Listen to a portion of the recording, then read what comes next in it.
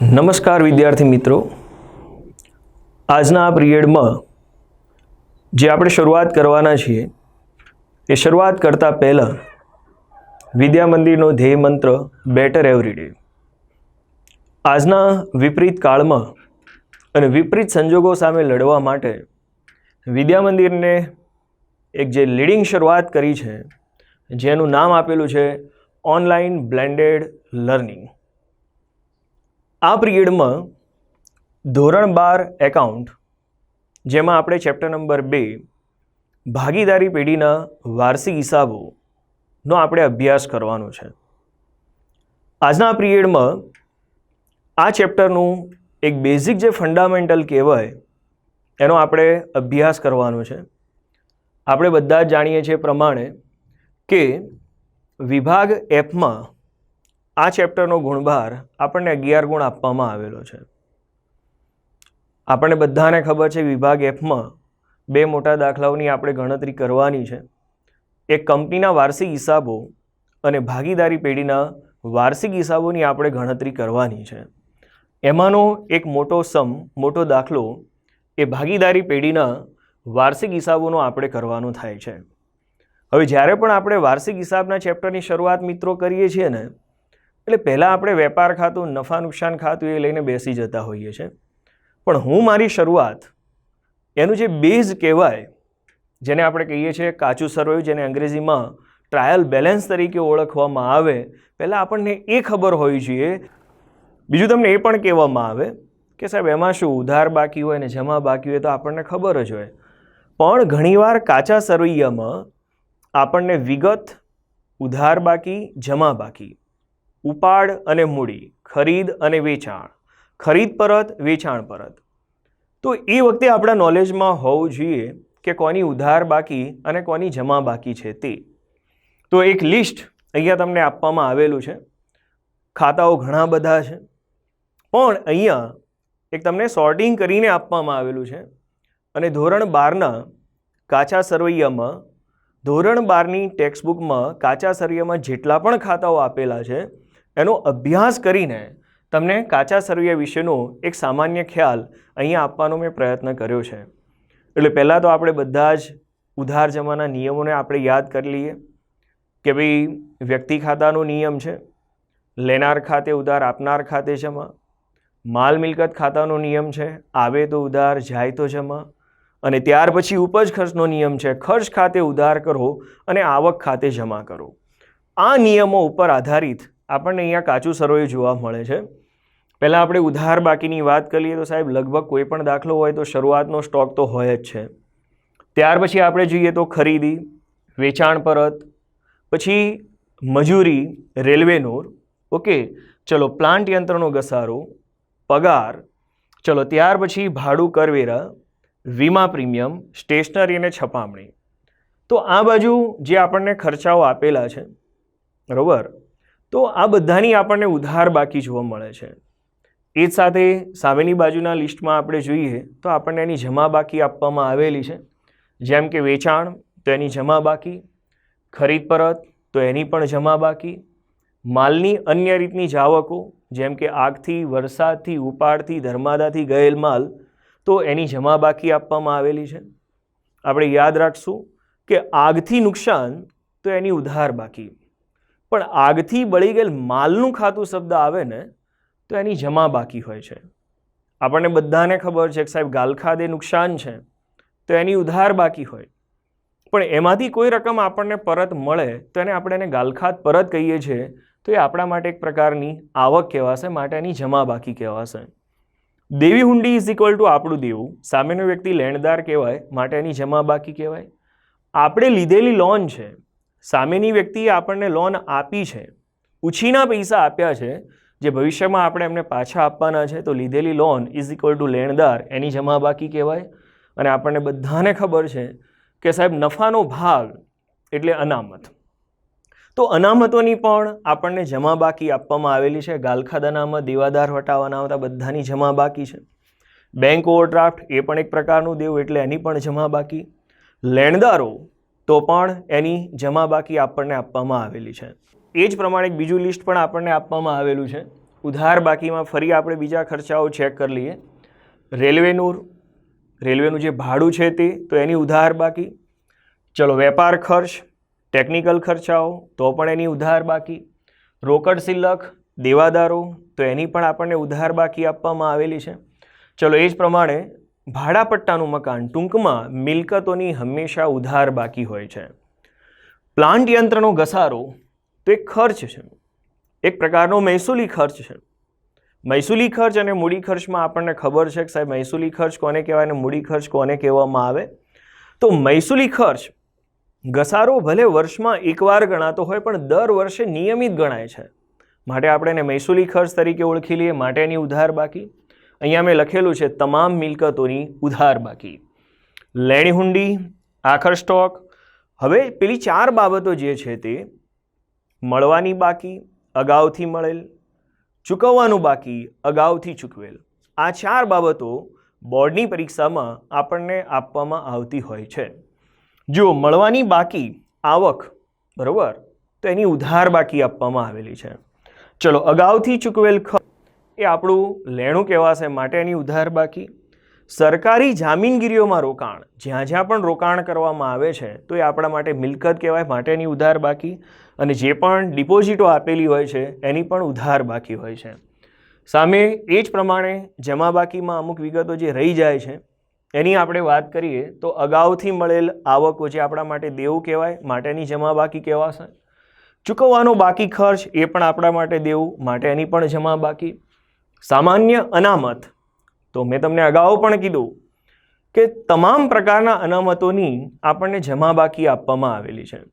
માત્ર એક અનામત એવું છે જેનું નામ છે લેણદાર વટાવ અનામત, જેની ઉધાર બાકી હોય છે પણ હવે આપણા સિલેબસમાં આપણને આપેલું નથી.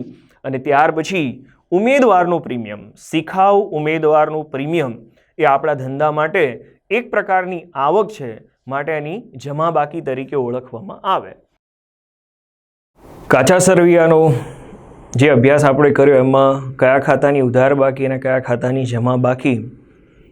ત્યાર પછી બીજી એક સ્લાઇડ અહીંયા તમને આપવામાં આવેલી છે, જે હાલથી જ તમને વાર્ષિક હિસાબોમાં કયા ખાતાઓ ક્યાં લખવા એનો એક રસ્તો તમને અહીંથી જ બતાવે છે. જેમ કે અહીંયા તમે જુઓ કાચા સરવૈયાની બાકીઓ, જેમાં તમને આપેલું છે ઉધાર બાકીઓ. તો ઉધાર બાકીઓ તમારે ક્યાં લખવાની છે, તો જો વેપાર ખાતામાં આવતું હોય તો વેપાર ખાતાની ઉધાર બાજુ, અને જો નફા નુકસાનમાં આવતું હોય તો નફા નુકસાન ખાતાની ઉધાર બાજુ. પણ મિત્રો અહીંયા યાદ રાખશું કે જે ખાતાઓની ઉધાર બાકીઓ છે એમાંથી જે ખાતાઓ પાકા સરવૈયામાં આવતા હોય એ ખાતાઓ તમારે લખવાના છે પાકા સરવૈયામાં મિલકત અને લેણા બાજુ. એ જ પ્રમાણે તમને કાચા સરવૈયાની જમા બાકીઓ આપવામાં આવેલી છે. તો કાચા સરવૈયાની જમા બાકીઓમાંથી જે બાકીઓ વેપાર ખાતામાં આવતી હોય ને એ તમારે જમા બાજુ લખવાની છે. જે બાકીઓ નફા નુકસાનમાં આવતી હોય તો નફા નુકસાન ખાતામાં પણ તમારે જમા બાજુ જ લખવાની છે. પણ મિત્રો યાદ રાખશું કે પાકા સરવૈયામાં આવતી હોય તો પાકા સરવૈયામાં મૂડી અને દેવા બાજુ તમારે લખવાની છે. જો તમે અત્યારથી જ આ ટેવ પાડશો તો નો ડાઉટ આપણને હાલથી જ આપણા જે પણ મૂંઝવતા પ્રશ્નો હશે કે કઈ વિગત મારે વેપાર ખાતામાં કે નફા નુકસાન ખાતામાં ઉધાર બાજુ લખવાની છે અને કઈ બાજુ જમા બાજુ લખવાની છે, કઈ વિગત મારે પાકા સરવૈયામાં મિલકત લેણા બાજુ લખવાની, કઈ વિગત મારે મૂડી દેવા બાજુ લખવાની, એનું હાલથી જ તમને એક પ્રકારનું સોલ્યુશન મળી જાય છે. હવે આપણા સિલેબસમાં બે જે શબ્દો આપેલા છે, ડેમરેજ અને બીજો આપેલો છે આપણને વોરફ્રેજ. કે ભાઈ ડેમરેજ કોને કહેવામાં આવે, તો ડેમરેજનો અર્થ આપણને આપેલો છે કે ભાઈ રેલવે કે જહાજ દ્વારા જ્યારે માલ આવે છે ત્યારે એ માલ આપણા બંદર સુધી આવેલો હોય છે. આપણને જાણ કરવામાં આવે છે કે ભાઈ તમે તમારો માલ જે અત્યારે ગોડાઉનમાં પડેલો છે તમે લઈ જાઓ, પણ એ માલની આપણે જો ડિલિવરી લેટ લઈએ છીએ તો એ વખતે આપણને જે પેનલ્ટી કરવામાં આવે તો એને દંડ તરીકે ઓળખવામાં આવે છે. એ જ પ્રમાણે વોરફેજ, કે ભાઈ વોરફેજ કોને કહેવામાં આવે, તો વોરફેજ એ ભાડાના સંદર્ભમાં છે, નૂરના સંદર્ભમાં છે. કે દાખલા તરીકે વાત કરવામાં આવે કે પહેલાં જે નૂર એટલે કે ભાડું જે ગણવામાં આવેલું હોય એ ઓછું ગણવામાં આવેલું હોય અને પાછળથી આપણને જાણ કરવામાં આવે કે તમારું ભાડું આ નહીં પણ આના કરતાં થોડુંક વધારે હતું, તો તફાવતની જે રકમ આપણે ચૂકવવી પડે એને એક પ્રકારના વોરફેસ તરીકે ઓળખવામાં આવે છે. ચલો ત્યાર પછી હવે આજથી આપણે સ્ટાર્ટ કરીએ છીએ, જોડે જ શરૂઆત કરીએ છીએ ભાગીદારી પેઢીના વાર્ષિક હિસાબો. ભાગીદારી પેઢીના વાર્ષિક હિસાબોમાં તમને એના સ્ટેપ આપવામાં આવેલા છે. વેપાર ખાતું, નફા નુકસાન ખાતું, નફા નુકસાન ફાળવણી ખાતું, ભાગીદારોના મૂડી ખાતા અને ત્યાર પછી પાકું સરવૈયું. તો 11 ગુણના દાખલામાં આપણે આટલા સ્ટેપમાં આપણે એની ગણતરી કરવાની થાય છે. આપણે જે પણ વાર્ષિક હિસાબો તૈયાર કરીએ છીએ, તૈયાર કરવાના હેતુઓ શું છે, કયું ખાતું કેમ તૈયાર કરવાનું, તો પહેલાં તમને કહેવામાં આવે છે કે ભાઈ વેપાર ખાતું તૈયાર કરો. વેપાર ખાતા દ્વારા ધંધાનો કાચો નફો કે કાચી ખોટ જાણવામાં આવે છે. ત્યાર પછી આપણને કહેવામાં આવે નફા નુકસાન ખાતું તૈયાર કરો. ધંધાનો ચોખ્ખો નફો કે ચોખ્ખી ખોટ જાણવા માટે આપણે નફા નુકસાન ખાતું તૈયાર કરતા હોઈએ છીએ.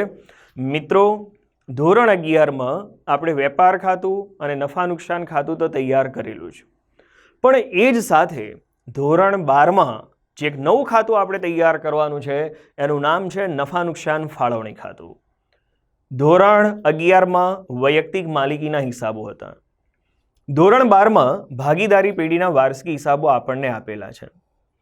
2 કે તેથી વધુ ભાગીદારો જ્યારે ધંધાની શરૂઆત કરે છે તો ભાગીદારો વચ્ચે જે પણ નફો કે નુકસાન થાય એની વહેંચણી કરવામાં આવે છે, જેને આપણે વહેંચણી પાત્ર નફો કે વહેંચણી પાત્ર ખોટ તરીકે ઓળખી લઈએ છીએ, જેનો અભ્યાસ આપણે ચેપ્ટર નંબર 1 ભાગીદારીનો વિષય પ્રવેશમાં આપણે કરેલો છે.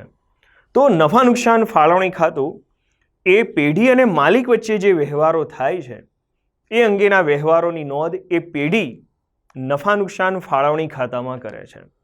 આપણે હાલથી જ અને ચેપ્ટર નંબર 1માં પણ આપણે આ બધું જોયેલું જ છે કે જ્યારે પેઢી અને માલિક વચ્ચે વ્યવહારો થાય છે તો એ વખતે પેઢી માટે જે વિગતો ખર્ચ બને છે, જેમ કે મૂડી પરનું વ્યાજ છે, પગાર, બોનસ, કમિશન, મહેનતાણું, તો એ પેઢી માટે ખર્ચ થાય છે, માટે નફા નુકસાન ફાળવણી ખાતાની ઉધાર બાજુ લખીએ છીએ. જ્યારે ઉપાડ પરનું વ્યાજ છે, બરોબર, ઉધાર બાકી પરનું જે વ્યાજ છે તો આપણે ફાળવણી ખાતાની જમા સાઈડ ઉપર લખતા હોઈએ છીએ. કહેવાનો મતલબ એમ છે કે ભાગીદારોનો જે વહેંચણી પાત્ર નફો છે એની ફાળવણી નફા નુકસાન ફાળવણી ખાતામાં કરવામાં આવે. ત્યાર પછી ભાગીદારોના મૂડી ખાતા આપણે તૈયાર કરશું, જેનો અભ્યાસ ચેપ્ટર નંબર 1માં આપણે કરેલો છે. મૂડી ખાતાની 2 પદ્ધતિઓ આપેલી છે, અસ્થિર અને સ્થિર. અસ્થિર પદ્ધતિમાં માત્ર ખાલી આપણે મૂડી ખાતું જ તૈયાર કરીએ છીએ, જ્યારે સ્થિર પદ્ધતિમાં મૂડી ખાતું અને ચાલુ ખાતું આપણે બંને તૈયાર કરીએ છીએ. કહેવાનો મારો મતલબ એમ છે કે એ જ સાથે છેલ્લે આપણે તૈયાર કરશું પાકું સરવૈયું. તો પાકું સરવૈયું શા માટે તૈયાર કરવામાં આવે, તો ધંધાની આર્થિક સ્થિતિ જાણવા માટે આપણે પાકું સરવૈયું તૈયાર કરતા હોઈએ છીએ. કહેવાનો મારો મતલબ એમ છે કે દરેક ખાતાની એક સ્પેશિયાલિટી છે, શા માટે તૈયાર કરવામાં આવે. ફરીથી આપણે મિત્રો રિપીટ કરી લઈએ. વેપાર ખાતું કાચો નફો કે કાચી ખોટ જાણવા માટે, નફા નુકસાન ખાતું તો ચોખ્ખો નફો કે ચોખ્ખી ખોટ જાણવા માટે, નફા નુકસાન ફાળવણી ખાતું વહેંચણી પાત્ર ખોટ કે વહેંચણી પાત્ર નફો જાણવા માટે, મૂડી ખાતા સ્થિર અને અસ્થિર જેની આપણે વાત કરી છે કે ભાગીદારોની મૂડી કેટલી છે વર્ષના અંતે એ જાણવા માટે મૂડી ખાતા તૈયાર કરવામાં આવે. અને ત્યાર પછી પાકું સરવૈયું ધંધાની આર્થિક પરિસ્થિતિ જાણવા માટે. હવે એનાથી આગળનું સ્ટેપ આપણે શરૂ કરીએ છીએ. હવે વેપાર ખાતું. અહીંથી આપણો 11 ગુણનો જે દાખલો છે, જે પહેલું સ્ટેપ તમારે તૈયાર કરવાનું છે, જેનું નામ છે વેપાર ખાતું. એ વેપાર ખાતા વિશે અહીંયા આપણે થોડીક ચર્ચા કરી લઈએ કે કઈ વિગતો ઉધાર સાઈડ આવે અને કઈ વિગતો જમા સાઈડ ઉપર આવે. હવે જુઓ, પહેલાં તો આપણને બધાને ખબર છે, મેં અગાઉ પણ તમને કહી દીધું, એક એમાં તમને આપેલું છે કે ભાઈ જે ખાતાઓની ઉધાર બાકી છે એ વેપાર ખાતામાં તમે ઉધાર સાઈડ લખજો, અને જે ખાતાઓની જમા બાકી છે અને વેપાર ખાતામાં આવતા હોય તો એને તમારે જમા સાઈડ ઉપર લખવાના છે. હવે પહેલાં આપણે ઉધાર બાજુની વિગતોની આપણે વાત કરી લઈએ. પહેલાં એમાં આવે છે શરૂઆતનો સ્ટોક. બરાબર મિત્રો, ઘણીવાર કાચા સરવૈયામાં સ્ટોક શબ્દ આપેલો હોય અને ત્યાં તમને કાઉન્સમાં તારીખ આપેલી હશે 1/4. તો જે શરૂઆતનો સ્ટોક છે એ આપણે વેપાર ખાતાની ઉધાર સાઈડ ઉપર આપણે લખશું. ચલો ત્યાર પછી ખરીદી માઇનસ ખરીદ પરત. ઓકે, ત્યાર પછી માઇનસ માલની અન્ય રીતની જે જાવકો છે, અન્ય રીતે ગયેલ જે માલ છે, આગથી ગયેલ માલ, વરસાદથી ગયેલ માલ, ઉપાડથી ગયેલ માલ, ધર્માદાથી ગયેલ માલ, જાહેરાતથી ગયેલ માલ, દાનમાં આપેલ માલ. તો માલની આ જે પણ જાવકો છે એ તમારે ખરીદીમાંથી માઇનસ કરવામાં આવતી હોય છે. તો એ જ પ્રમાણે ખરીદીને લગતા ખર્ચાઓ, મજૂરી, પહેલાં વિગત આપણને આપવામાં આવેલી છે મજૂરી, જે માલની ખરીદી સમયે એ ખર્ચ આ ચૂકવવામાં આવતો હોય છે. આવક માલનું જે પણ ગાડા ભાડું આપવામાં આવે છે તે જ્યારે માલની ખરીદી વખતે જે પણ આપણે લારી ભાડું ચૂકવીએ છીએ એ વિગત આપેલી છે. રેલવેનું એટલે રેલવેનું જે ભાડું છે તે લારી ભાડું આપેલું છે. એ જ સાથે આપણે ડેમરેજ અને વોરફ્રેજ આ બે શબ્દોનો પણ આપણે અભ્યાસ કરી લીધો. સાથે સાથે વેપાર ખાતાની જમા બાજુની પણ આપણે વાત કરી લઈએ. પહેલાં વાત કરશું વેચાણની. તો વેચાણ માઇનસ વેચાણ પરત, બરાબર. તો જે માલ વેચ્યો છે એમાંથી જેટલો માલ પરત કરવામાં આવે છે તો આપણે વેચાણમાંથી માઇનસ કરી દઈશું. ભંગાર માલનું વેચાણ, ભંગાર માલનું વેચાણ શબ્દ આપેલો હોય તો એક પ્રકારની આપણે વેપાર ખાતાની જમા સાઈડ ઉપર લખશું. અને છેલ્લે આપેલો છે આખર માલનો સ્ટોક. તો આખર માલનો સ્ટોક મિત્રો આપણને મોસ્ટ ઓફ હવાલામાં આપવામાં આવેલો હોય છે. હવાલામાં આપેલો હોય તો આપણે એની બે અસરો આપવાની થશે. એક તો વેપાર ખાતાની જમા બાજુ અને પાકા સરિયામાં મિલકત અને લેણા બાજુ આપણે એની અસર આપવાની થતી હોય છે. આખર માલનો સ્ટોક આપણને કોઈક વાર કાચા સરવૈયામાં આપેલો હોય છે. તો કાચા સરવૈયામાં જો આપણને આપેલો હોય તો એ વખતે માત્ર એની એક જ અસર પાકા સરવૈયામાં મિલકત અને લેણા બાજુ ઉપર આપવામાં આવતી હોય છે. ચલો ત્યાર પછીની સ્લાઇડમાં હજુ વેપાર ખાતાના જે પણ ખર્ચાઓ આપણને આપેલા છે એમાં ઉત્પાદક મજૂરી, બરાબર, ત્યાર પછી રોયલ્ટી આપણને આપેલો છે. કારખાનાના ખર્ચાઓ, જો ઉત્પાદન ખાતું અલગ તૈયાર કરવામાં આવતું ન હોય, જો જે પણ એકમ છે એ માલનું ઉત્પાદન કરતો એકમ છે, પ્રોડક્શન કરતો એકમ છે, તો ઉત્પાદનને લગતા જે પણ ખર્ચાઓ છે એ પણ હવે વેપાર ખાતામાં જ લખી દેવામાં આવતા હોય છે. જેમાં આગળ શબ્દ હોવો જોઈએ કારખાનાનું ભાડું, કારખાનાના કરવેરા, વીજળી, બળતણ, કોલસો, બરાબર, ગેસ, આ બધી જ બાબતો એ કારખાનાના સંદર્ભમાં છે એટલે આપણે એને વેપાર ખાતામાં લખશું. ચલો ત્યાર પછી કારખાનાના મકાનનો ઘસારો અને ત્યાર પછી પ્લાન્ટ યંત્રનો ઘસારો. બરાબર આપણે યાદ રાખશું કે પ્લાન્ટ યંત્રનો ઘસારો એ કારખાનાને લગતો ખર્ચ છે, માટે એને આપણે વેપાર ખાતાની ઉધાર સાઈડ ઉપર આપણે લખવાના છીએ. તો અહીંયા આટલી વિગતો આપણે યાદ રાખવાની છે કે વેપાર ખાતાની ઉધાર બાજુ કઈ કઈ વિગતો આવે અને વેપાર ખાતાની જમા બાજુ કઈ કઈ વિગતો આવે છે. હવે તમને એ પણ કહેવામાં આવે છે ખાસ કરીને કે વેપાર ખાતું શા માટે તૈયાર કરવામાં આવે, તો કાચો નફો કે કાચી ખોટ જાણવા માટે. જો ઉધાર બાજુનો સરવાળો વધારે આવે છે, ઉધાર બાજુનો સરવાળો વધારે આવે છે તો એ સરવાળો આપણે જમા સાઈડ ઉપર મૂકી દઈશું તો તફાવતની રકમ આપણને મળશે. જો તફાવતની રકમ જમા સાઈડ આવે છે તો એને કાચી ખોટ તરીકે ઓળખવામાં આવે છે. અને એ જ પ્રમાણે જમા સાઈડનો સરવાળો જો વધારે થતો હોય અને તફાવતની રકમ જો ઉધાર સાઈડ ઉપર આવે તો એને કાચા નફા તરીકે ઓળખવામાં આવે છે. તો યાદ રાખશું કે તફાવતની રકમ કઈ બાજુ ઉપર આવે છે તે. ચલો ત્યાર પછીની સ્લાઇડમાં આપણે સ્ટાર્ટ કરી રહ્યા છીએ નફા નુકસાન ખાતું. નફા નુકસાન ખાતું શા માટે તૈયાર કરવામાં આવે, તો ધંધાનો ચોખ્ખો નફો કે ચોખ્ખી ખોટ જાણવા માટે. હવે બીજું તમને એ પણ કહેવામાં આવે કે કાચા નફાનું જે પણ પરિણામ છે, કાચા નફાનું જે પરિણામ છે, વેપાર ખાતાનું જે પરિણામ છે એને આપણે કાચો નફો કે કાચી ખોટ કહીએ છીએ. ઓકે, તો હવે જો કાચો નફો આવે તો આપણે એને નફા નુકસાન ખાતાની જમા સાઈડ ઉપર લખવાનો છે.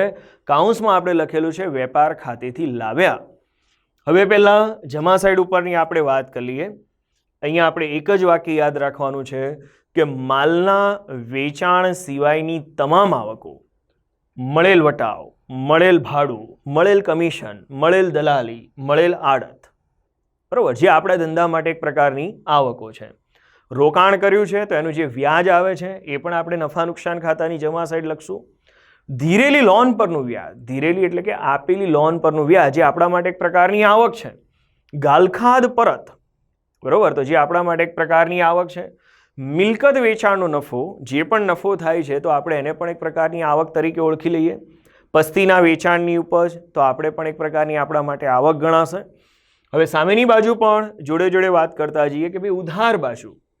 ઉધાર બાજુ જો વેપાર ખાતામાં ખોટ થઈ હોય, બરાબર, જેને આપણે કાચી ખોટ કહીએ છીએ, તો એ ખોટ નફા નુકસાન ખાતાની આપણે ઉધાર સાઈડ ઉપર લખશું.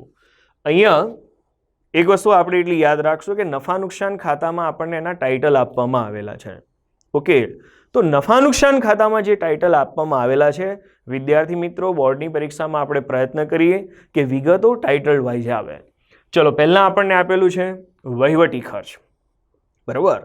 તો ધંધાને ચલાવવા માટેના જે ખર્ચાઓ થતા હોય, ઓફિસને લગતા જે ખર્ચાઓ થતા હોય, એને આપણે વહીવટી ખર્ચ તરીકે આપણે ઓળખી લઈશું. જેમ કે અહીંયા વેપારનો ખર્ચ આપેલો છે, પગાર, ભથ્થા, ભાડું, વીમા પ્રીમિયમ, કરવેરા, ટપાલ ખર્ચ, સ્ટેશનરી ખર્ચ, કાનૂની ખર્ચ, ઓડિટ ફી. તો જે આપણી ઓફિસને લગતા જે ખર્ચાઓ થતા હોય, મેનેજમેન્ટને લગતા જે ખર્ચાઓ થતા હોય, એને વહીવટી ખર્ચ તરીકે ઓળખવામાં આવે છે. ઓકે, ચલો, એ જ સાથે બીજી સ્લાઇડમાં આપણે જોઈએ છે વેચાણ વિતરણના ખર્ચાઓ. માલનું વેચાણ કરવા માટે જે ખર્ચાઓ થાય છે, વેચાણ વધારવા માટે જે ખર્ચાઓ થાય છે, તેને વેચાણ વિતરણના ખર્ચાઓ તરીકે ઓળખવામાં આવે છે. જેમ કે જાવક માલનું ગાળાભાડું. માલની જાવક ક્યારે થાય? જ્યારે માલનું વેચાણ કરવામાં આવે ત્યારે. સેલ્સમેનનો પગાર છે તો એ પણ એક પ્રકારનો ખર્ચ, બરાબર, તો વેચાણ વિતરણને લગતો ખર્ચ.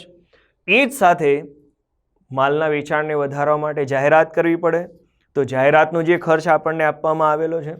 ડિસ્કાઉન્ટ આપવામાં આવે, આપેલ વટાવ. મિત્રો, અહીંયા આપણે એક સૂત્ર યાદ રાખવાનું થશે, આપેલ વટાવ કાચા સરવૈયાનો પ્લસ દેવાદાર વટાવ અનામત હવાલાનું અને માઇનસ દેવાદાર વટાવ અનામત કાચા સરવૈયાનું. આ સૂત્ર આપણે અહીંયા યાદ રાખવાનું છે.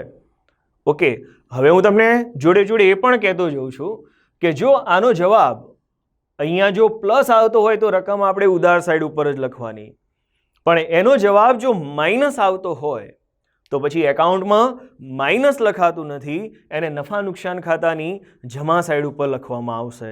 એટલે એક બાબત આપણે આ પણ ધ્યાનમાં રાખવાની છે. શોરૂમનો ખર્ચ છે, વખાર એટલે ગોડાઉનનો ખર્ચ છે, પેકિંગનો જે ખર્ચ આપણને આપવામાં આવેલો છે તો એ વેચાણ વિતરણને લગતા ખર્ચાઓ કહેવામાં આવે. વહીવટ સારો તો વેચાણ વધારે, વેચાણ વધારે તો નાણાં વધારે મળશે, બરાબર, અને નાણાં વધારે મળશે તો આપણે અન્ય ખર્ચાઓ પણ કરી શકશું. સાહેબ, તમે આ શું બોલ્યા? 4 સૂત્રો યાદ રાખવાની એક આ રીત છે. કેવી રીતે? વહીવટ સારો તો વેચાણ વધારે, વહીવટ સારો તો વેચાણ વધારે, વેચાણ વિતરણ વધારે, વેચાણ વિતરણ વધારે તો નાણાં વધારે ઇઝ ઇક્વલ ટુ નાણાકીય ખર્ચ, અને નાણાં વધારે તો આપણે અન્ય ખર્ચ કરી શકશું. તો આ એક સૂત્ર તમે યાદ રાખો તો 4 ટાઇટલ આપણને એક સાથે યાદ રહી જશે. હવે એ જ સાથે નાણાકીય ખર્ચાઓ. નાણાકીય ખર્ચ કોને કહેવામાં આવે? તો આપણે લોન લીધી તો લોનનું વ્યાજ આપણે ચૂકવવું પડે, જેને એક પ્રકારના નાણાકીય ખર્ચ તરીકે ઓળખવામાં આવે. તો જ્યારે પણ આપણે કોઈની પાસેથી લોન લીધેલી છે અને એના જે પણ વ્યાજ ચૂકવવામાં આવે તો એને અહીંયા આપણે નાણાકીય ખર્ચ તરીકે ઓળખવામાં આવશે. ચલો, અહીંયા ભાગીદારની લોનનું વ્યાજ હોય, ઓવરડ્રાફ્ટ, સિલક કરતાં વધારે રકમ આપણે બેંક પાસેથી ઉછીની લીધી તેને ઓવરડ્રાફ્ટ કહેવામાં, એનું જે વ્યાજ છે, લીધેલી જે લોનનું વ્યાજ છે, બેંક ચાર્જીસ, કમિશન, આ પ્રકારના જે પણ ખર્ચાઓ છે એ નાણાકીય ખર્ચાઓ તરીકે ઓળખવામાં આવશે. ફરી કહેવામાં આવે વહીવટ સારો તો વેચાણ વિતરણ વધારે, વેચાણ વિતરણ વધારે તો પછી નાણાં વધારે મળશે, અને નાણાં વધારે તો એના પછીની સ્લાઇડ આપણે સ્ટાર્ટ કરીએ છીએ અન્ય ખર્ચાઓ. અન્ય ખર્ચાઓમાં જે ખર્ચાઓ ઉપરના 3 ટાઇટલમાં નથી આવતા એવા ખર્ચાઓને આપણે અન્ય ખર્ચના ટાઇટલ હેઠળ આપણે લેવાના થાય છે. જેમ કે ધર્માદા ખર્ચ આપણને આપવામાં આવેલો છે, ઓફિસ પરનો મિલકત પરનો જે પણ ટૂંકમાં ઘસારો જે છે એ આપણે અન્ય ખર્ચમાં લેવાનું છે. ત્યાર પછી એક સૂત્ર આપણને જે આપેલું છે એ સૂત્ર આપણે આજીવન યાદ રાખવાનું છે. ગાલખાદ કાચા સરવૈયાની પ્લસ ગાલખાદ હવાલાની પ્લસ ગાલખાદ અનામત હવાલાનું અને માઇનસ ગાલખાદ અનામત કાચા સરવૈયાનું. સાહેબ મને સૂત્ર યાદ નથી રહેતું તો એનો એક ઉપાય છે કે ભાઈ પહેલું વાર્ષિક હિસાબ સ્ટાર્ટ કરો એટલે પહેલાં કાચું સરવૈયું આવે અને પછી હવાલા આવે. તો પહેલાં લખવાની ગાલખાદ કાચા સરવૈયાની અને પછી આપણે લખવાની પ્લસ ગાલખાદ અનામત હવાલાનું, બસ. અને પછી નીચે આપણે સ્ટાર્ટ કરી દેવાનું ગાલખાદ અનામત હવાલાનું માઇનસ ગાલખાદ અનામત કાચા સરવૈયાનું. મિત્રો ફરી પેલો નિયમ અહીંયા આપણે યાદ કરી લઈએ કે જો આમાં અહીંયા પ્લસ જવાબ આવે તો એ રકમ અહીંયા આપણે લખશું, રકમ 12 ખાનામાં લખશું. પણ જો માઇનસ આવે તો ફરી પાછી ગાલખાદ અનામતની રકમ આપણે નફા નુકસાન ખાતાની જમા સાઈડ ઉપર લખશું, કારણ કે એકાઉન્ટમાં ક્યારે પણ માઇનસ લખવામાં આવતું નથી. આ બાબત આપણે બરાબર ધ્યાન રાખશું. ચલો ત્યાર પછી તમે જો કે આખું લિસ્ટ આપેલું છે નુકસાનનું, આગથી નુકસાન, વરસાદથી નુકસાન, બરાબર. તો આ રીતે આપણે જોઈએ છે પ્રમાણે મિલકત વેચાણ માટેનું નુકસાન અને ખર્ચ નુકસાન માટેની જોગવાઈઓ આપેલી છે. હવે પાછું ફરી આપણે યાદ કરી લઈએ કે સાહેબ આનું રિઝલ્ટ, આનું જે રિઝલ્ટ આપણને આપવામાં આવે કે તફાવતની રકમ જો ઉધાર સાઈડ ઉપર આવે છે તો એને ચોખ્ખો નફો કહેવામાં આવે. જમા બાજુનો સરવાળો વધારે થાય એ સરવાળો અહીંયા મૂકશું, તફાવતની રકમ આપણે શોધી કાઢશું તો એને કહેવામાં આવશે ચોખ્ખો નફો. ઉધાર બાજુનો જો સરવાળો વધારે થાય તો તફાવતની રકમ આપણે જમા સાઈડ ઉપર લખશું અને તફાવતની રકમ આવે એને કહેવામાં આવશે ચોખ્ખી ખોટ. તો આ રીતે વેપાર ખાતું અને નફા નુકસાન ખાતું ધોરણ 11માં જે રીતે છે એ રીતે જ અહીંયા આપણે તૈયાર કરવાનું છે. મિત્રો ખાલી એટલું યાદ રાખવાનું છે કે મૂડી પરનું વ્યાજ અને ઉપાડ પરનું વ્યાજ હવે તમારે લખવાનું છે ધોરણ 12માં નફા નુકસાન ફાળવણી ખાતામાં. આ બે વિગતો આપણે બરાબર ધ્યાનમાં રાખવાની છે. અને હવે આપણા માટે આ ચાલુ વર્ષનું જ જે રિવિઝન જે તમે ચેપ્ટર નંબર 1માં હમણાં જ કમ્પ્લીટ કર્યું છે, નફા નુકસાન ફાળવણી ખાતું. નફા નુકસાન ફાળવણી ખાતું એ પેઢીનું ખાતું છે, યાદ રાખશું. તો જ્યારે આપણે નફા નુકસાન ફાળવણી ખાતામાં અસર આપતા હોઈએ ને ત્યારે આપણે એક પેઢી છે એવું વિચારવાનું, આપણા માટે ખર્ચ, પેઢી માટે ખર્ચ છે એવું આપણે વિચારવાનું. ચલો પહેલાં તો આપણે એની વાત કરી લઈએ. ચલો પહેલાં જમા સાઈડની વાત કરી લઈશું. થિંક પોઝિટિવ, બરાબર. આવકો છે, જમા થાય છે, માટે આપણે પહેલાં જમા સાઈડની વાત કરી લઈએ. ચોખ્ખો નફો, બરાબર. ધંધાની પ્રગતિનો આધાર એ નફા ઉપર રહેલો છે, એટલે ચોખ્ખો નફો જે આપણે નફા નુકસાન ખાતેથી લાવીએ છીએ. ઉપાડ પરનું વ્યાજ એ માલિક પેઢીને આપે, તો પેઢી માટે એક પ્રકારની આવક છે, માટે આપણે એને નફા નુકસાન ફાળવણી ખાતામાં જમા સાઈડ ઉપર લખશું. ચાલુ ખાતાની ઉધાર બાકીનું વ્યાજ, બરાબર, એ પણ એ પેઢી માટે એક પ્રકારની આવક છે, માટે આપણે એને જમા સાઈડ ઉપર લખશું. અને એનું જે રિઝલ્ટ આવે એને કહેવામાં આવશે વહેંચણી પાત્ર ખોટ, જે ભાગીદારો વચ્ચે નફા નુકસાનના પ્રમાણમાં, અને જો નફા નુકસાનનું પ્રમાણ આપેલું ન હોય તો સરખે હિસ્સે નફા નુકસાનના સરખે હિસ્સે એની ફાળવણી કરવામાં આવતી હોય છે. ચલો એ જ પ્રમાણે ઉધાર સાઈડ પેઢી માટે ખર્ચ, બરાબર. પેઢી માટે ખર્ચ બને છે તો મૂડી પરનું વ્યાજ એ પેઢી માલિકને આપે, તો પેઢી માટે એક પ્રકારનો ખર્ચ છે, માટે આપણે એને ઉધાર સાઈડ ઉપર લખશું મૂડી પર વ્યાજ, બરાબર. એ જ પ્રમાણે ચાલુ ખાતાની જમા બાકીનું વ્યાજ પણ એ પેઢી માટે ખર્ચ છે, માટે ઉધાર સાઈડ ઉપર લખવામાં આવે. હવે આપણે યાદ રાખશું ભાગીદાર, ભાગીદારનો પગાર, ભાગીદારનું બોનસ, ભાગીદારનું કમિશન, ભાગીદારનું મહેનતાણું, આ તમામ વિગતો નફા નુકસાન ફાળવણી ખાતાની ઉધાર સાઈડ ઉપર આવશે. અને ત્યાર પછી એમાંથી કોઈ રકમ, વહેંચણી પાત્ર નફામાંથી કોઈ રકમ અનામત તરીકે રાખવામાં આવે તો એ સામાન્ય અનામત એ નફા નુકસાન ફાળવણી ખાતામાં આપણે લખશું.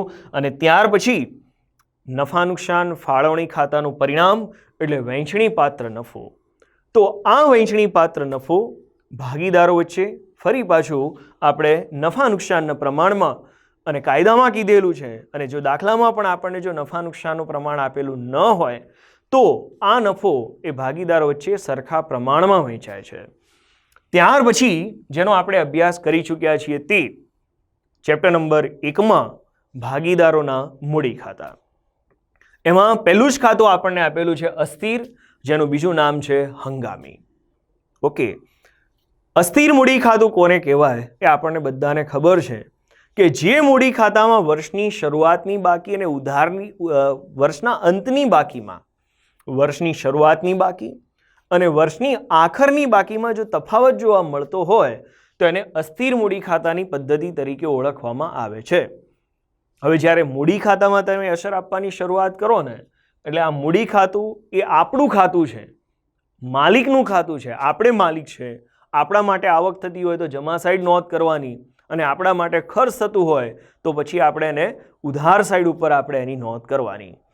ચલો, મૂડી ખાતાની જમા સાઈડ. પહેલાં તો મૂડી ખાતાની જમા બાકી, તો ત્યાં આપણે લખશું મૂડી ખાતાની જમા બાકી, જ્યાં આપણે લખશું કમ્પ્લીટ લખશું બાકી આગળ લાવ્યા. આલા એ રીતે નહીં, પણ બાકી આગળ લાવ્યા એ પ્રમાણે આપણે જમા સાઈડ ઉપર લખશું. જો કોઈ ભાગીદાર વધારાની મૂડી લાવે છે, રોકડ સ્વરૂપે લાવે, બેંક સિલક સ્વરૂપે લાવે કે અન્ય મિલકત ધંધામાં લાવે, તો આપણે એને વધારાની મૂડી તરીકે આપણે મૂડી ખાતાની જમા સાઈડ ઉપર લખશું. મૂડી પરનું વ્યાજ પેઢી માલિકને આપે, એટલે માલિક માટે એક પ્રકારની આવક છે, માટે આપણે એને જમા સાઈડ ઉપર લખશું. પેઢી માલિકને પગાર, બોનસ, કમિશન અને મહેનતાણ આપે છે, માટે મૂડી ખાતાની આપણે જમા સાઈડ ઉપર લખશું. નફા નુકસાન ફાળવણી ખાતાનું પરિણામ એટલે વહેંચણી પાત્ર નફો, એ પણ આપણે નફા નુકસાન ફાળવણી ખાતામાં ઉધાર સાઈડ, પણ મૂડી ખાતામાં આપણે એને લખશું જમા સાઈડ ઉપર લખી દઈએ. અને છેલ્લે એનું રિઝલ્ટ બાકી આગળ લઈ ગયા. ઓકે, જો બાકી આગળ લઈ ગયા જમા સાઈડ ઉપર આવે છે તો એને મૂડી ખાતાની ઉધાર બાકી કહેવાશે. તો મિત્રો, આ પણ આપણે એટલું જ યાદ રાખશું. ચલો, ઉધાર સાઈડની આપણે વાત કરી લઈએ કે જ્યારે પણ માલિક માટે ખર્ચ થતો હોય એવી વિગતો મૂડી ખાતાની ઉધાર સાઈડ ઉપર આવે છે. ચલો, બાકી આગળ આવ્યા મૂડી ખાતાની શરૂઆતની બાકી.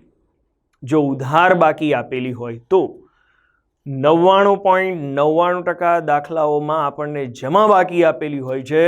કદાચ કોઈ દાખલામાં આપણને ઉધાર બાકી આપેલી હોય તો એને મૂડી ખાતાની આપણે ઉધાર સાઈડ ઉપર લખશું. ત્યાર પછી આપણને આપેલો છે ઉપાડ, તો ઉપાડની ઉધાર બાકી હોય છે. ઉપાડથી મૂડી ઘટે છે, માટે મૂડી ખાતાની આપણે ઉધાર સાઈડ ઉપર લખશું. ભાગીદાર ઉપાડમાં રોકડ લઈ જાય, બેંકમાંથી ઉપાડ કરે અંગત વપરાશ માટે, અન્ય કોઈ મિલકત લઈ જાય છે, તો એને આપણે મૂડી ખાતાની ઉધાર સાઈડ ઉપર લખશું. ઉપાડ પરનું જે વ્યાજ છે એ પણ માલિક માટે એક પ્રકારનો ખર્ચ છે, માટે મૂડી ખાતાની આપણે ઉધાર સાઈડ ઉપર લખશું. અને છેલ્લે નફા નુકસાન ફાળવણી ખાતાનું પરિણામ એટલે કે ખોટ. બરાબર, તો એ પણ મૂડી ખાતાની ઉધાર સાઈડ ઉપર આવશે. અને છેલ્લે એનું જે રિઝલ્ટ આપેલું છે કે જમા બાજુનો સરવાળો આપણે કરશું, તફાવતની રકમ ઉધાર સાઈડ ઉપર આવે, તફાવતની રકમ આવે બાકી આગળ લઈ ગયા, તો તે પણ એને કહેવાશે મૂડી ખાતાની આખરની જમા બાકી. ઓકે, તો આ રીતે આપણે એને યાદ રાખવાનું છે. છેલ્લું એક ફોર્મેટ ઝડપથી આપણે જોઈ લઈએ. સ્થિર મૂડી ખાતાની જે પદ્ધતિ આપણને આપેલી છે એમાં આપણે બે ખાતાઓ બનાવીએ છીએ. એક મૂડી ખાતું બનાવીએ છીએ અને બીજું આપણે બનાવી દઈએ છીએ ચાલુ ખાતું આપણે બનાવી દઈએ છીએ. ચલો, મૂડી ખાતામાં માત્ર 3 સ્ટેપ આપણે લખવાના છે. પહેલાં તો શરૂઆતની મૂડી ખાતાની જમા બાકી હોય તો ઉધાર બાકી ઉધાર સાઈડ, જમા બાકી જમા સાઈડ. જો કોઈ ભાગીદાર વધારાની મૂડી લાવે છે તો આપણે એને મૂડી ખાતાની જમા સાઈડ ઉપર લખશું. અને જો વધારાની મૂડી જો પરત કરવામાં આવે છે તો આપણે એને મૂડી ખાતાની ઉધાર સાઈડ ઉપર લખશું. ઓકે, અને ત્યાર પછી મૂડી ખાતાની આપણે બાકી શોધી કાઢીએ છીએ. ચલો, હવે ત્યાર પછી છેલ્લે આપણે એનો અભ્યાસ કરી લઈએ, જેને કહેવામાં આવે છે ચાલુ ખાતાઓ. ચાલુ ખાતાઓની વાત કરવામાં આવે કે ચાલુ ખાતાની જો જમા બાકી આપેલી હોય શરૂઆતની, તો આપણે એને જમા બાજુ લખવાનું છે. જો ઉધાર બાકી આપેલી હોય તો આપણે એને ઉધાર બાજુ લખવાનું છે. ચાલુ ખાતાની જમા બાકીનું વ્યાજ એ ચાલુ ખાતામાં આપણે જમા બાજુ લખવાનું છે. ફરી પેલો નિયમ આપણે યાદ કરી લઈએ કે ભાગીદાર માટે જો આવક થતી હોય તો એ ચાલુ ખાતામાં જમા સાઈડ, અને ભાગીદાર માટે જો ખર્ચ થતો હોય તો ચાલુ ખાતાની ઉધાર સાઈડ ઉપર લખવામાં આવે છે. મૂડી પરનું વ્યાજ છે એ પણ ચાલુ ખાતાની જમા સાઈડ. ચલો, પગાર, બોનસ, કમિશન ને મહેનતાણા એ ચાલુ ખાતાની જમા સાઈડ ઉપર લખી દઈએ. વહેંચણી પાત્ર નફો એ પણ ચાલુ ખાતાની જમા સાઈડ. અને છેલ્લે બાકી આગળ લઈ ગયા, ચાલુ ખાતાની આખરની ઉધાર બાકી. જો તફાવતની રકમ આ સાઈડ આવે તો એને ચાલુ ખાતાની ઉધાર બાકી તરીકે ઓળખવામાં આવે. હાલથી આપણે યાદ રાખીએ કે ચાલુ ખાતાની જો ઉધાર બાકી આવે તો એને પાકા સરવૈયામાં મિલકત અને લેણા બાજુ ઉપર આપણે લખી દઈએ. છેલ્લે આ સાઈડ બાકી આગળ લાવ્યા. જો ચાલુ ખાતાની શરૂઆતની ઉધાર બાકી હોય તો આપણે એને ઉધાર સાઈડ ઉપર લખવાનું છે. ઉધાર બાકીનું વ્યાજ એ પણ આપણે ઉધાર સાઈડ ઉપર લખવાનું. એ જ સાથે ઉપાડ તો એ પણ આપણે ઉધાર સાઈડ લખવાનું. ઉપાડ પરનું વ્યાજ એ પણ આપણે ઉધાર સાઈડ લખવાનું. અને છેલ્લે નફા નુકસાન ફાળવણી ખાતાનું પરિણામ એટલે વહેંચણી પાત્ર ખોટ એ પણ આપણે ઉધાર સાઈડ ઉપર લખવાનું. સાહેબ એક સિમ્પલ નિયમ આવો યાદ રાખો કે જેટલા ઉ હોય ને એ બધા ઉધાર સાઈડ આવે. કેવી રીતે? ચલો પહેલા ઉધારનો ઉ, ઉધાર બાકીનો ઉ, ઉધાર બાકીનું વ્યાજ એનો પણ ઉ. ચલો એના પછી ઉપાડ તો એનો પણ ઉ, ઉપાડ પરનું વ્યાજ તો એનો પણ ઉ. અને આ જે ખોટ તો ખોટની પણ ઉધાર બાકી હોય એટલે એ પણ ઉ ઉધાર સાઈડ ઉપર જ આવે. તો મિત્રો આપણે આ રીતે પણ યાદ રાખી શકીએ કે સાહેબ ચાલુ ખાતાની ઉધાર સાઈડ ઉ આવવો જોઈએ. ઉધાર, ઉપાડ, ઉપાડ પરનું વ્યાજ, ઉધાર બાકી, ઉધાર બાકીનું વ્યાજ અને ખોટ આ બધી જ વિગતો એ ઉધાર સાઈડ ઉપર આવશે. જમા બાજુનો સરવાળો જો વધારે થાય તો તફાવતની રકમ ઉધાર સાઈડ આવશે તો એને આખરની બાકી જમા બાકી કહેવાશે. અને જે જમા બાકી આવે છે એને આપણે પાકા સરવૈયામાં મૂડી અને દેવા બાજુ ઉપર લખશું. તો આટલી વિગતો અહીંયા આપણે એ પ્રમાણે યાદ રાખવાની થાય છે. પાકું સરવૈયું ટાઇટલ તમે જોઈ શકો છો, ના રોજનું પાકું સરવૈયું.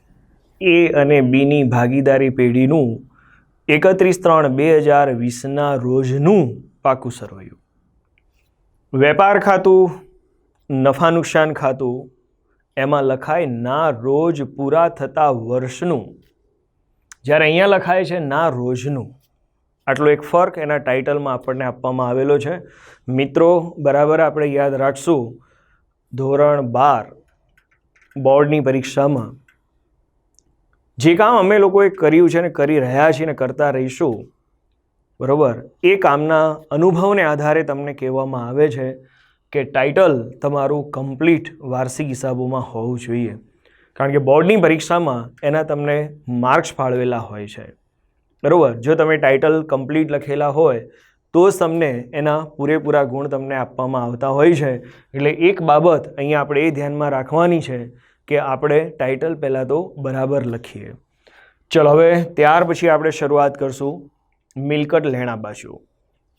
મિલકત લેણા બાજુ પહેલું ટાઇટલ આવશે બિન ચાલુ મિલકતો.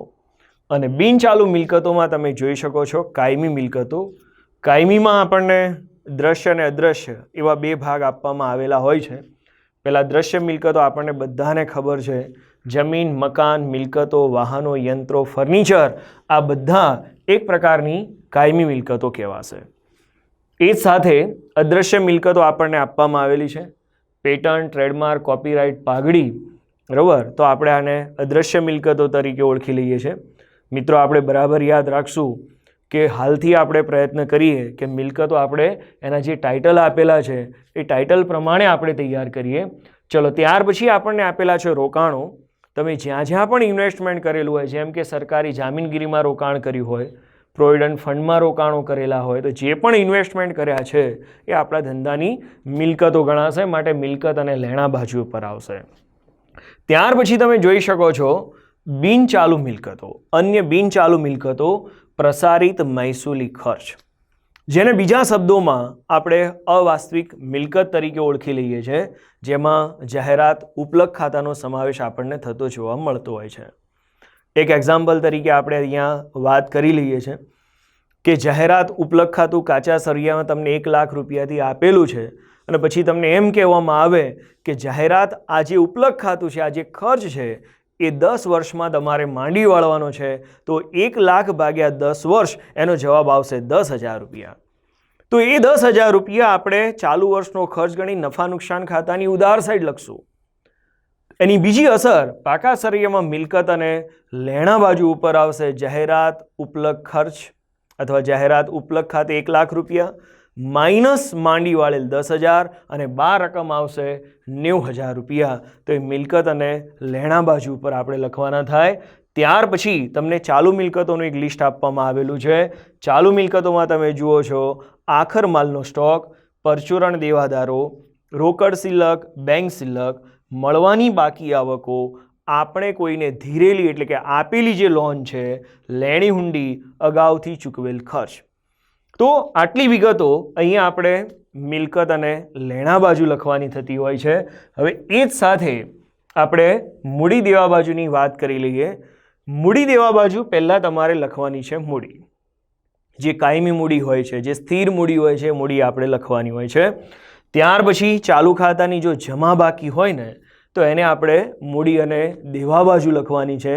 ચાલુ જમા બાકી, ચાલુ ખાતાની જે જમા બાકી છે એ વન કાઇન્ડ ઓફ એક પ્રકારની મૂડી તરીકે જો ઓળખવામાં આવે તો આપણે એને મૂડી દેવા બાજુ જ લખશું. હવે જેટલા પણ અનામતો આપેલા હોય, સામાન્ય અનામત છે, મૂડી અનામત છે, અન્ય અનામતો છે, જે પણ અનામતો આપેલા છે એ મૂડી અને દેવા બાજુ આપણે લખવાના થશે. બિનચાલુ જવાબદારી. બિનચાલુ જવાબદારીમાં જેટલી પણ આપણે જેની પાસેથી આપણે લોન લીધી હોય એ બધી જ વિગતો એ મૂડી અને દેવા બાજુ આવશે. અહીંયા એક વસ્તુ તમને રિમાઇન્ડ કરવામાં આવે, કાચા સરવૈયામાં જે વિગત આપેલી છે એમાં લોન શબ્દ આપેલો હોય, બેંક પાસેથી લીધેલી લોન, મિત્ર પાસેથી લીધેલી લોન, ભાગીદારની લોન છે, અન્ય સંસ્થાઓ પાસેથી લીધેલી લોન, એની તમને જમા બાકી આપેલી હોય. અને જે જમા બાકી છે તો એને આપણે લખશું પાકા સરવૈયામાં મૂડી અને દેવા બાજુ ઉપર આપણે એને લખશું. ચલો, એની નીચે તમને આપેલી છે ચાલુ જવાબદારી. તો ચાલુ જવાબદારીમાં બેંક ઓવરડ્રાફ્ટ છે, લેણદારો છે, દેવી હુંડી છે, ચૂકવવાના બાકી ખર્ચાઓ છે, અગાઉથી મળેલ આવકો છે, કરવેરાની જોગવાઈ છે, પ્રોવિડન્ટ ફંડ છે અને ભાગીદારની લોન પરનું બાકી વ્યાજ. તો આટલી જે વિગતો છે એ આપણે પાકા સરવૈયામાં મૂડી અને દેવા બાજુ ઉપર આપણે લખવાની થતી હોય છે. મિત્રો, અહીંયા આપણે બરાબર યાદ રાખીએ કે અહીંયા જે અભ્યાસ આપણે કર્યો છે એ વાર્ષિક હિસાબના જેટલા પણ ફોર્મેટ આપણને આપેલા છે એનો આપણે અહીંયા અભ્યાસ કર્યો છે. ફરી તમને રિમાઇન્ડ કરાવવામાં આવે, વેપાર ખાતું કાચો નફો કે કાચી ખોટ જાણવા માટે, નફા નુકસાન ખાતું ચોખ્ખો નફો કે ચોખ્ખી ખોટ જાણવા માટે, નફા નુકસાન ફાળવણી ખાતું વહેંચણી પાત્ર નફો કે વહેંચણી પાત્ર ખોટ જાણવા માટે, મૂડી ખાતા અને ચાલુ ખાતા તૈયાર કરવામાં આવે ભાગીદારોની આખરની મૂડી જાણવા માટે, અને છેલ્લે આપણે તૈયાર કરીએ છીએ પાકું સરવૈયું. પાકું સરવૈયું શા માટે તૈયાર કરવામાં આવે તો ધંધાની આર્થિક પરિસ્થિતિ જાણવા માટે. શું કમાયા તે જાણવા માટે આપણે વેપાર ખાતું, નફા નુકસાન ખાતું અને ફાળવણી ખાતું તૈયાર કરીએ છીએ. અને આપણી જોડે શું છે, મિલકતો કેટલી છે, બરોબર, દેવાઓ કેટલા છે, અનામતો કેટલી છે, રોકાણ આપણે કેટલું કરેલું છે, તો આ બધું જાણવા માટે આપણે પાકું સરવૈયું તૈયાર કરતા હોઈએ છીએ. તો મિત્રો, ખાસ તમને એટલું જ કહેવામાં આવે કે વાર્ષિક હિસાબને તૈયાર કરવા માટે બેઝિક તરીકે પહેલાં કાચું સરવૈયું, વેપાર ખાતું, નફા નુકસાન ખાતું, ફાળવણી ખાતું, મૂડી ખાતા, ચાલુ ખાતા અને પાકું સરવૈયું, આટલું પહેલાં આપણું એકવાર કમ્પ્લીટ હોય અને ત્યાર પછી આપણે જો ભાગીદારી પેઢીના વાર્ષિક હિસાબોની જે શરૂઆત કરીએ પહેલા જ દાખલાથી તો આપણને ઝડપથી આવશે. એટલે મિત્રો, ખાસ તમને એટલું કહેવામાં આવે કે પહેલાં કાચું સરવૈયું તમે તૈયાર કરો, કોની ઉધાર બાકી, કોની જમા બાકી. ત્યાર પછી કઈ બાકી કયા ખાતામાં લખાય, કઈ બાજુ ઉપર લખાય એ પહેલાં તમે તૈયાર કરો, અને પછી જો વાર્ષિક હિસાબોના દાખલાઓની તમે શરૂઆત કરશો તો તમને આવડશે, તમારો કોન્ફિડન્સ વધશે, ઝડપથી તમે ગણતરી કરી શકશો, ઝડપથી જવાબ લઈ શકશો, તમારો ઉત્સાહ વધશે અને પરિણામે એની ઇફેક્ટ તમારા અન્ય ચેપ્ટરો ઉપર પણ જોવા મળશે.